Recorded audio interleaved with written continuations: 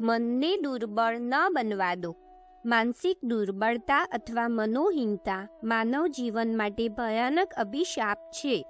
અદમ્ય શારીરિક શક્તિ અને પ્રચુર સાધનો હોવા છતાં પણ મનોહીન વ્યક્તિ જીવનમાં અસફળ જ રહી જાય છે, જ્યારે મનોબળવાળી વ્યક્તિ સામાન્ય શારીરિક ક્ષમતા અને સાધનોની ઉણપમાં પણ પોતાના સાહસ, ઉત્સાહ અને સંલગ્નતાના બળે ક્ષમતા અને સાધનોમાં વધારો કરી લે છે. અખંડ જ્યોતિ, ફેબ્રુઆરી 1969, પૃષ્ઠ 45. હું કોણ છું? લેખક પંડિત શ્રી રામ શર્મા આચાર્ય, જે તત્વદર્શીઓએ અહમ જ્યોતિનો સાક્ષાત્કાર કર્યો છે અને જેઓ પ્રગતિની ઊંચામાં ઊંચી હદ સુધી પહોંચી ગયા છે, એવા યોગીઓ કહે છે, અહમ આધ્યાત્મિક મનથી ઉપર રહે છે અને અહમ પોતાની જ્યોતિથી આધ્યાત્મિક મનને પ્રકાશિત કરે છે.